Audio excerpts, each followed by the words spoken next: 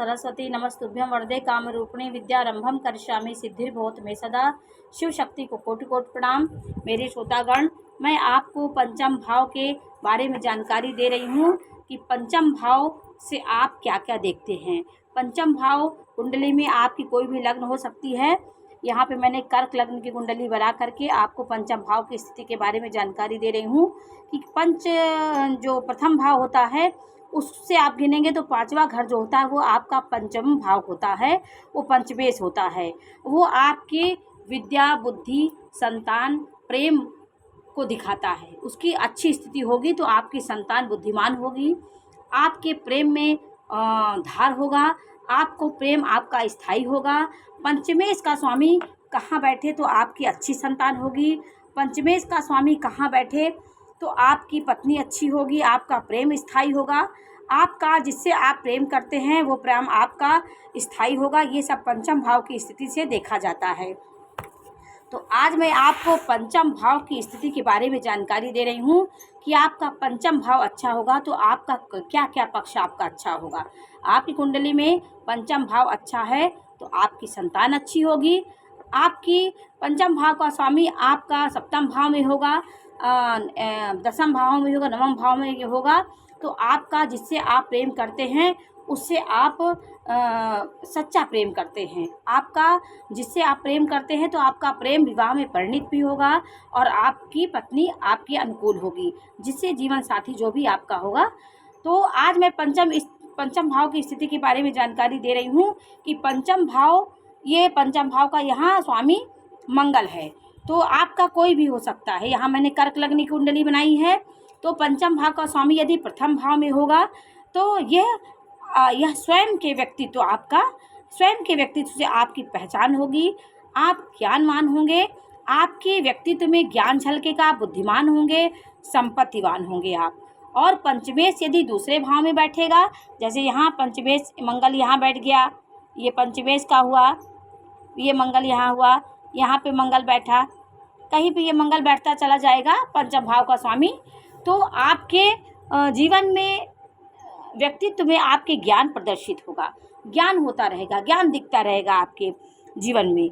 और पंचम भाव का स्वामी यदि दूसरे भाव में बैठेगा तो क्या होगा, दूसरे भाव में अगर आपका पंचम का स्वामी बैठेगा तो आप कुटुंबियों से प्रेम करने वाले, खानदान परिवार से प्रेम करने वाले, पैसा भी कभी ना होगा तब भी आपकी स्थिति कोई समझ नहीं पाएगा, आपको पैसा की कमी नहीं होगी।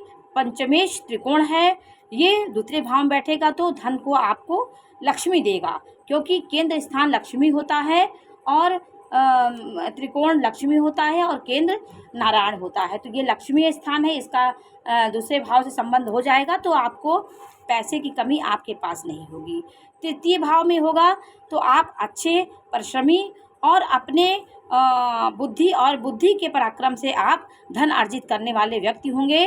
तृतीय भाव में आपके पराक्रम को, आपके ज्ञान के पराक्रम को दिन पर दिन बढ़ाएगा। आपका ज्ञान कभी सुप्त नहीं होगा तो आपकी शक्ति निरंतर बढ़ती रहेगी। पंचम भाव का स्वामी चतुर्थ भाव में होगा तो क्या होगा, पंचम भाव का स्वामी चतुर्थ में होगा तो आप धार्मिक कार्य में रुचि रखने वाले व्यक्ति होंगे, बुद्धिमान होंगे, बुद्धिमत्ता से सुख प्राप्त करेंगे। आपकी कहीं भी आपकी अपनी बुद्धि से सुख को प्राप्त करने वाले आप व्यक्ति होंगे। पढ़ाई लिखाई आपकी अच्छी होगी, उच्च शिक्षा वाले आप होंगे। और पंचमेश में शुक्र ग्रहों की दृष्टि अगर हो, शिक्षा प्राप्त करने में आपको कभी कठिनाई की नहीं आएगी। यदि आपका चतुर्थ भाव का स्वामी पंचम भाव का स्वामी चतुर्थ बैठा हो और कहीं पे शुक्र की दृष्टि पड़ रही हो, बृहस्पति की दृष्टि पड़ रही हो तो आपको शिक्षा के क्षेत्र में कभी आपको कठिनाई नहीं आएगी। शिक्षा आपकी अबाध गति से होगी। ये पंचम भाव की शुभ स्थिति से होता है। पंचम भाव का स्वामी यदि पंचम में बैठा हो तो यह एक अच्छी स्थिति है। आप बुद्धिमान, पढ़ाई लिखाई करने वाले, पढ़ाई लिखाई में निरंतर मन लगाने वाले, आपको विद्या से बहुत प्रेम होगा, विद्या से प्रेम करेंगे, विद्या बुद्धि से आप अपने जीवन में बहुत तरक्की करेंगे और आपका रुझान विद्या की ओर रहेगा। विद्या देने में, विद्या प्राप्त करने में आप सबसे आगे होंगे। पंचमेश का स्वामी छठवें भाव में होगा, जैसे नवम यहाँ पे छठवें भाव में पंचम का स्वामी होगा तो आपकी पढ़ाई लिखाई में कहीं ना कहीं दिक्कत आएगी। आप अपनी पत्नी पुत्र से आपकी शत्रुता दिखेगी। प्रेम में आपको धोखा मिल सकता है। जिस भाव का ये स्वामी होता है, यदि वो छठवें भाव में बैठेगा तो उस चीज़ों से आपको दूर कर देगा। तो छठवें भाव में ये बैठेगा तो शत्रु का भाव है, संतान आपकी शत्रु हो सकती, पत्नी से आपकी नहीं पटेगी, आपको पढ़ाई लिखाई में नाना प्रकार के संघर्ष करने पड़ेंगे। तो ये सब ऐसे होता है। आपका पंचम का स्वामी सप्तम भाव में बैठा होगा तो आपके जीवन में आपकी अच्छी पत्नी आपको प्राप्त होगी। आप जिससे लगाव करते, जिससे प्रेम करते हैं, उससे विवाह भी करेंगे और एक सुकून भरा जिंदगी आप प्राप्त करेंगे। सातवें में पाँचवें की राशि परिवर्तन होने से आपका विवाह प्रेम विवाह योग दिखता है। ये दोनों का यदि संबंध हो जाए तो प्रेम विवाह आप जरूर करेंगे। प्रेम अपने से पसंद करके आप विवाह करेंगे। तो पंचम और सप्तम का जो एक संबंध होता है वो प्रेम विवाह को प्रदर्शित करता है। आपकी पत्नी से आपको सहयोग मिलेगा। आपकी हर चीज़ में वो आपको बढ़ाने वाला पत्नी होगी। आपकी विद्या बुद्धि को बढ़ाएगी। आप कोई कार्य कर रहे हैं उसमें आपको दखल अंदाजी नहीं करेगी।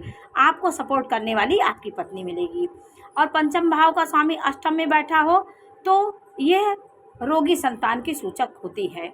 आपका पंचम भाव का स्वामी अष्टम में बैठेगा तो आपकी रोगी संतान आपकी होगी और आप उससे परेशान रहेंगे। आपको अपने संतान से सुख नहीं मिलेगा, पत्नी से भी आपको सुख नहीं मिलेगा और प्रेम आपका कहीं ना कहीं धोखा मिल सकता है। ये अच्छी स्थिति नहीं है। पंचम भाव का स्वामी अष्टम में होना ये अच्छी स्थिति नहीं, कहीं ना कहीं ये आपको धोखा का संकेत मिलता है। और पंचम भाव का स्वामी नवम में बैठा हो तो आपकी धार्मिक संतान आपको मिलेगी। पत्नी आपकी धार्मिक होगी, धर्म कर्म करने वाली होगी, आपके कुल खानदान को समझने वाली होगी, आपको आगे बढ़ाने वाली पत्नी होगी, आपके कर्मों को आगे बढ़ाने वाली हो, आपको उन्नति करने वाली पत्नी होगी और संतान आपकी लायक होगी। आपके कुल को आगे बढ़ाने वाली कुल दीपक होगी और भाग्य आपके भाग्य को बढ़ाएगी। पंचम का स्वामी दशम में होगा तो आपकी ये बहुत अच्छी स्थिति होती है। पंचम का स्वामी दशम में होने से यह अच्छी स्थिति प्रदर्शित करती है, क्योंकि केंद्र और त्रिकोण दोनों एक जगह पे स्थित हो जाएंगे। तो केंद्र का स्वामी त्रिकोण का स्वामी केंद्र में बैठ जाएगा तो अपने आप में एक राजयोग हो जाएगा। आप पढ़ाई में प्रतिष्ठा प्राप्त करेंगे, अपने कैरियर में प्रतिष्ठा प्राप्त करेंगे।